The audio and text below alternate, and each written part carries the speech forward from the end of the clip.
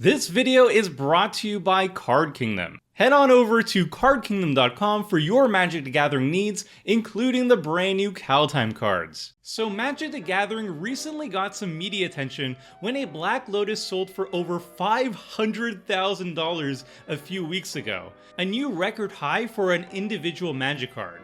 And this got me thinking, what are the most expensive cards in Commander? How high has the prices gotten up to, and are they worth their prices? So I did a bit of research and came up with this top 5 list of the most expensive Commander cards. But first, some quick disclaimers. Card prices are volatile and differ significantly depending on where you're looking them up. For this particular list, I'm using MTG Goldfish prices. I'm also using the cheapest version of each card, otherwise 4 of the cards on the list would be just original dual lands, which would be kinda boring. And I'm excluding Jism Jin, Jusum Jin, Mr. D, nope, Mr. D is not good either. What I'm trying to say is the Jin is terrible in Commander, so I'm going to cut it from the list and we're just gonna move on and pretend like none of this happened. Alright, let's get started. Kicking things off at number 5 and at a modest $2,314 is Chains of Mephistopheles. Chains is not only one of the most expensive cards in the game, it's also famous for being one of the most confusing cards ever printed.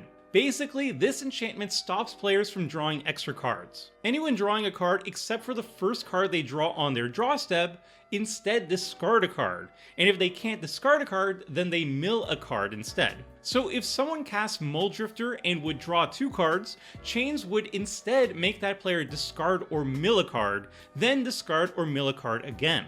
Since most Commander decks are full of card draw, Chains is effectively a stacks piece, shutting down everyone's card draw. However, there are still ways to play around Chains, such as putting cards into your hand instead of drawing them with Ad Nauseam, or playing cards off the top of your library with Future Sight. So decks built around Chains could still generate tons of card advantage, while everyone else looking to draw cards will be unable to do so. Now, is it good in Commander? Well, sort of. It's still a powerful card, but these days we have far more efficient ways to deny our opponents card draw with cards like Notion Thief and Hull Breacher. These newer cards only affect our opponents, while we can still draw cards just fine. They can also be flashed in response to opponents drawing cards for major blowouts, and they can be paired with wheels like Windfall to strip away our opponent's hands. With such better card draw denial these days, Chains isn't the most attractive option anymore, especially at its current price. At number 4, we've got Bazaar of Baghdad, which is sitting at a cool $4,717. Bazaar of Baghdad is a land that can be tapped to draw 2 cards, then discard 3 cards. It's one of the most mana efficient ways to immediately start discarding cards and get stuff into your graveyard. There's clear drawbacks to Bazaar. It doesn't tap for mana, and its ability is a net loss in cards. But these things are irrelevant if your only goal is to fill your graveyard as quickly as possible. So if your deck is all about quickly discarding cards for value, Bazaar is a solid pick. You can also get around the issue of not being able to tap it for mana by pairing it with cards like Urborg, Tomb of Yawgmoth, and Riftstone Portal, so it can now tap for mana. Now, is it good in Commander? Yeah, it's still a strong card in any deck that wants to quickly discard cards for value, like Riel, the Everwise, and the Gitrog monster.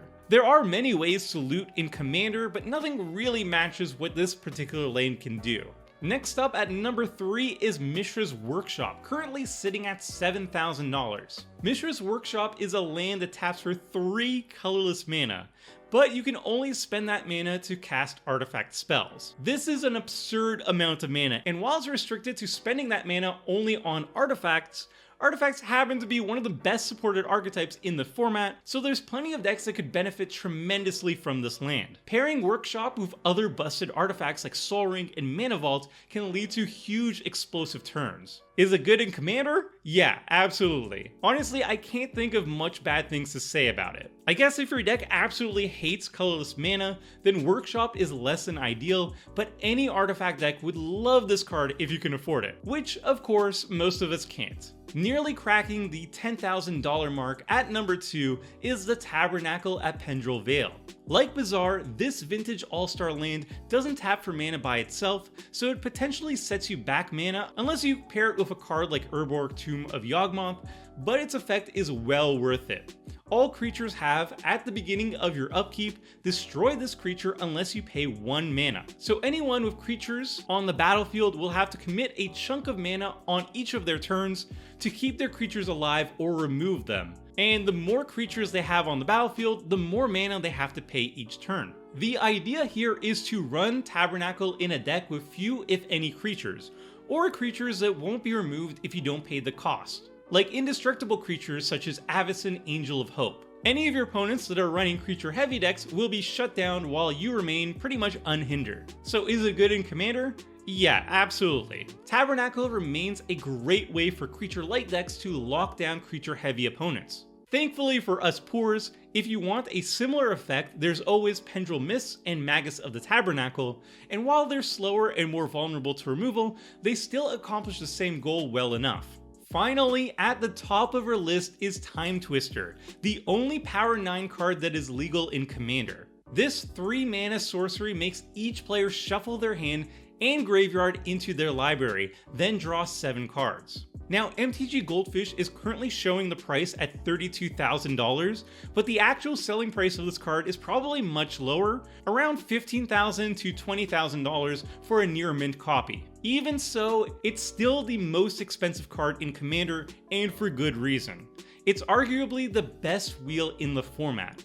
Being able to draw 7 cards for 3 mana is a ridiculously efficient rate when properly built around. The idea here is to play a bunch of fast mana and low cost spells to quickly empty your hand before your opponents, then Timetwister, refilling your hand while disrupting your opponents. Wheels like Timetwister keep getting better and better in Commander. Not only do we keep getting more and more fast mana options to quickly deploy your hand much easier, but recent printings of super push card draw denial like Hullbreacher and Narset Parter of Veils are absolutely devastating with wheels, forcing your opponents to discard their hands but preventing them from drawing back up to 7 cards. So is Timetwister good in Commander? Yeah, it's really good. It's one of the best cards in the format and it keeps getting better. Alright, so conclusion time. I guess the main takeaway here is that Magic the Gathering can be really expensive, and the price of certain cards, especially the cards on the reserve list, is quickly becoming out of reach for most people. I've built my brand on showing folks how to build powerful and optimized Commander decks on a budget, so the format can be more accessible to everyone. But if you want to play with these cards in a casual setting with your mates, I highly recommend just proxying them. At the end of the day, these are all just pieces of cardboard that represent game mechanics, and paying thousands of dollars to have access to game pieces is frankly ridiculous. So play Magic the Gathering in a casual setting however you want. Either on a budget, or spending money on bling, or just proxying. Just play the game and have fun with it. That's all I gotta say, so until next time, friends, see ya! Thanks for watching the video. If you liked it, help us out by clicking the like button down below. And to keep up with the latest and greatest, make sure to click the subscribe button. And if you want to watch similar videos, click on the links appearing on screen right now.